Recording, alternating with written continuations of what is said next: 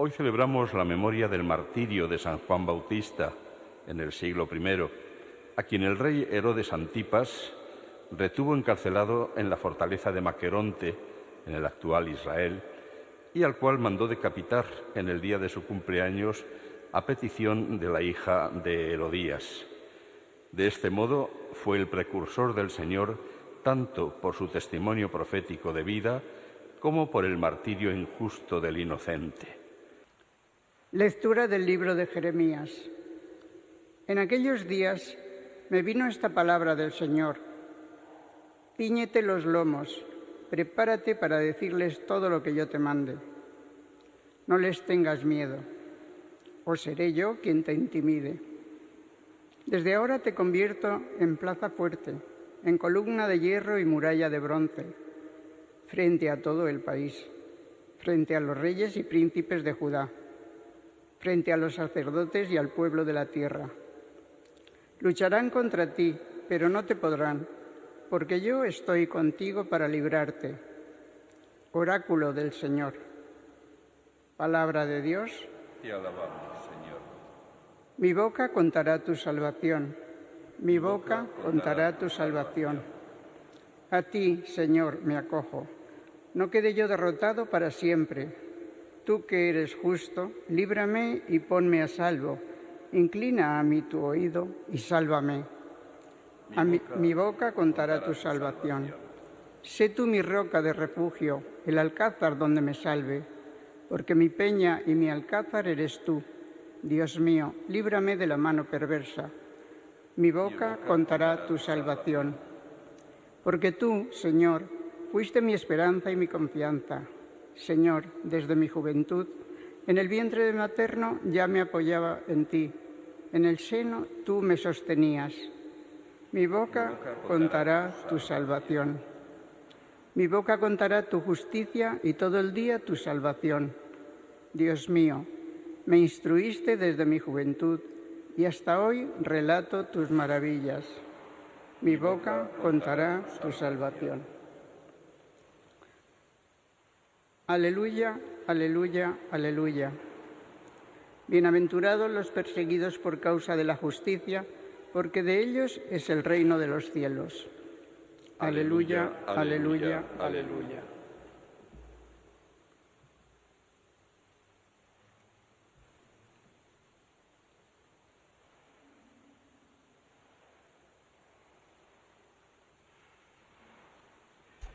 El Señor esté con vosotros. Lectura del Santo Evangelio según San Marcos. En aquel tiempo, Herodes había mandado prender a Juan y lo había metido en la cárcel, encadenado. El motivo era que Herodes se había casado con Herodías, mujer de su hermano Filipo, y Juan le decía que no le era lícito tener a la mujer de su hermano.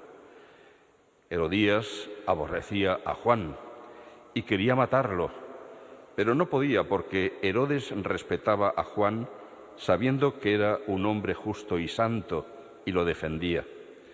Al escucharlo quedaba muy perplejo, aunque lo oía con gusto. La ocasión llegó cuando Herodes, por su cumpleaños, dio un banquete a sus magnates, a sus oficiales y a la gente principal de Galilea. La hija de Herodías entró y danzó, gustando mucho a Herodes y a los convidados. El rey le dijo a la joven: «Pídeme lo que quieras, que te lo daré». Y le juró: «Te daré lo que me pidas, aunque sea la mitad de mi reino». Ella salió a preguntarle a su madre: «¿Qué le pido?». La madre le contestó: «La cabeza de Juan el Bautista». Entró ella enseguida a toda prisa, se acercó al rey y le pidió: «Quiero que ahora mismo me des en una bandeja la cabeza de Juan el Bautista». El rey se puso muy triste, pero por el juramento y los convidados no quiso desairarla. Enseguida le mandó a uno de su guardia que trajese la cabeza de Juan. Fue, lo decapitó en la cárcel, trajo la cabeza en una bandeja y se la entregó a la joven. La joven se la entregó a su madre. Al enterarse sus discípulos, fueron a recoger el cadáver y lo pusieron en un sepulcro. Palabra del Señor.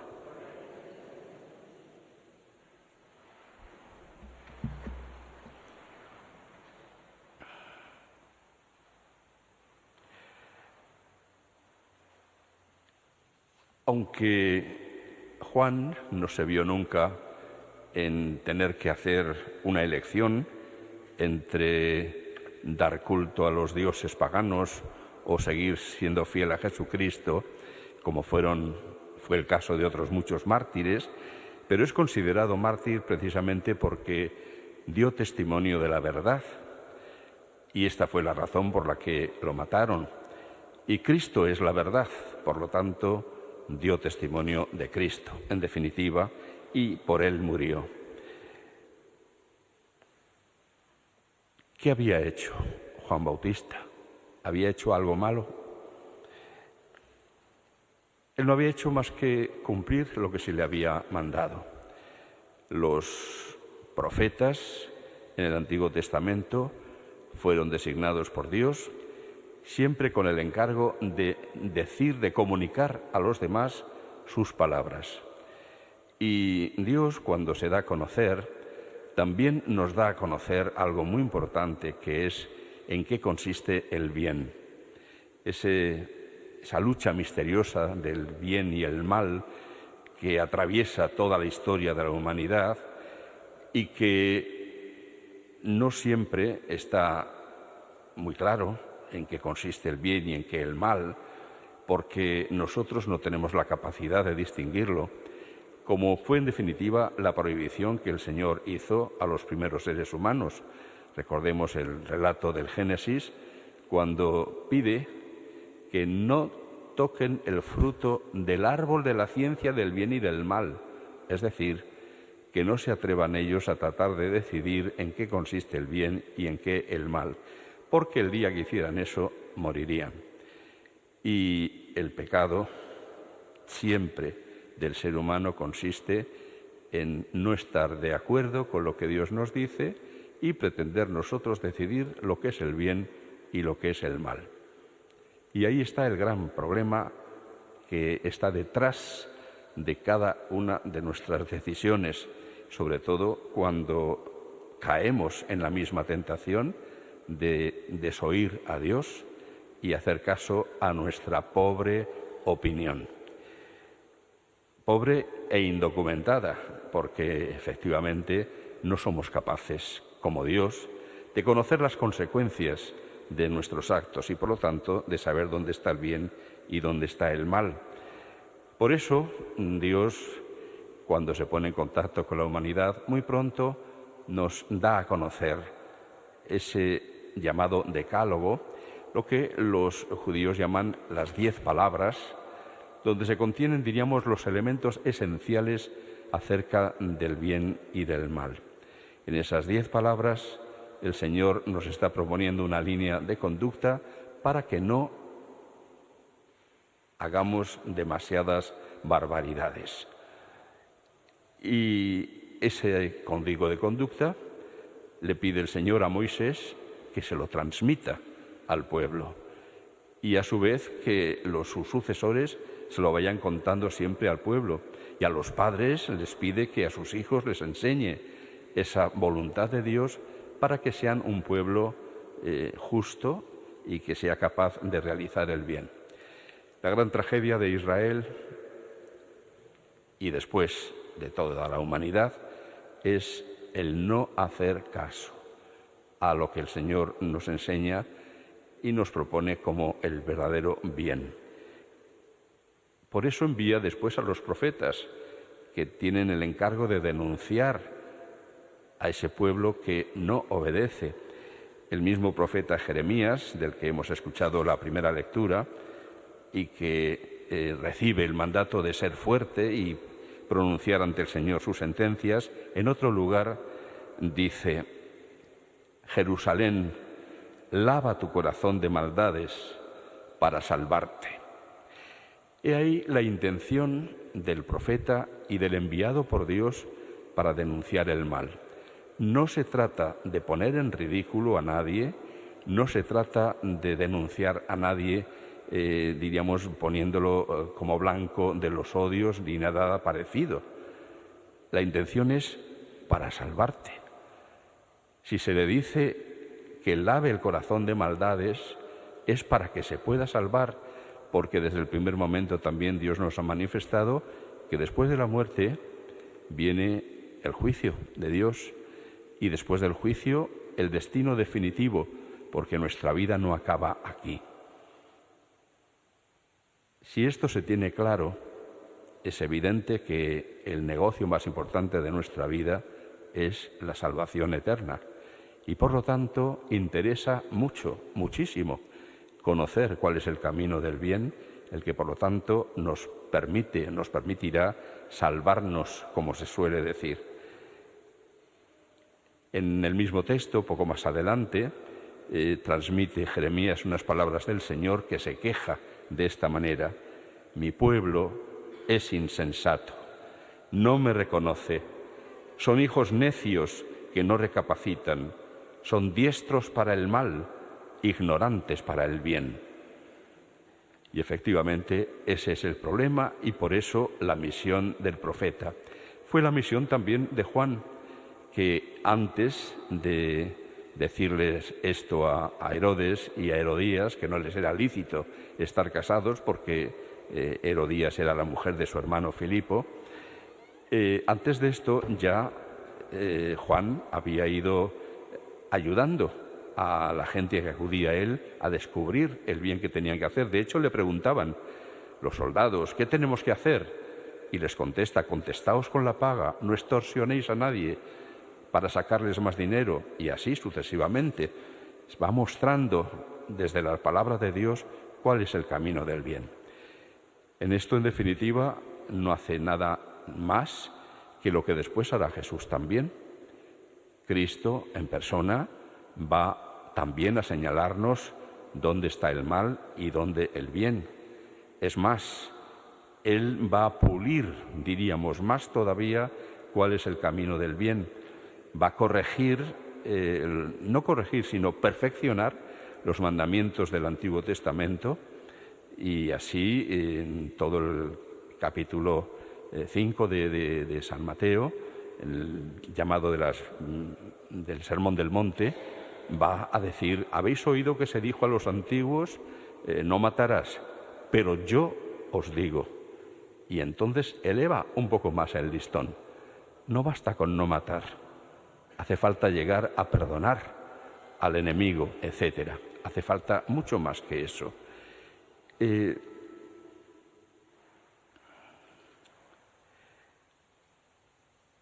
Ayer y antes de ayer, estos días anteriores, hemos oído cómo Cristo también denunció los pecados de su tiempo. ¡Ay de vosotros, escribas y fariseos hipócritas! Y les denuncia su falsa religiosidad, les denuncia lo que estaban haciendo mal. ¿Qué pretende Cristo? ¿Odiar a esta gente? No, Él ha venido precisamente a llamar a los pecadores. Lo recordábamos en el inicio de la celebración, cuando le invocábamos: tú que has venido a llamar a los pecadores. Eso es a lo que ha venido Él, y esta es la misma misión que va a transmitir el Señor a su Iglesia.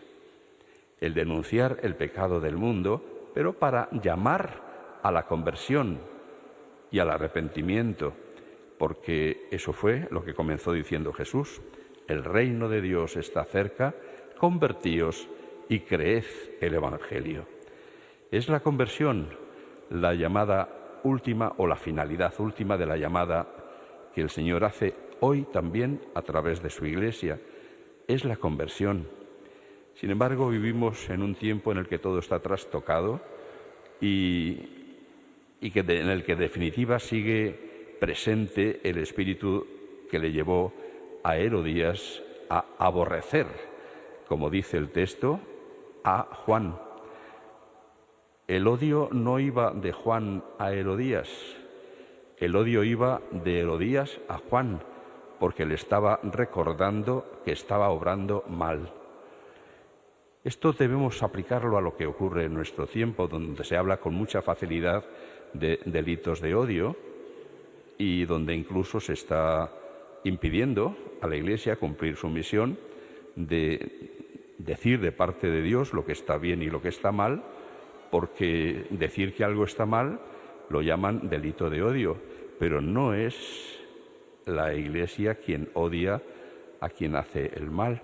Son los que hacen el mal los que odian a la Iglesia, precisamente porque les están recordando y reprochando lo que están haciendo mal, aun cuando la intención de la Iglesia, por lo menos de los buenos hijos de la Iglesia, aunque siempre hay evidentemente garbanzos negros como en todas partes, pero la misión principal es el querer salvar. Es decir, lo mismo que decía Jeremías: Jerusalén, hoy diríamos mundo entero, lava tu corazón de maldades para salvarte, para salvarte. Y eso siempre sin perder de vista que efectivamente hay una vida eterna y que habrá un juicio de Dios, y el juicio de Dios dictaminará acerca de lo que hemos hecho bien y lo que hemos hecho mal. Es decir, acerca del pecado y la gracia, acerca de nuestra conducta y de cómo usamos nuestra libertad.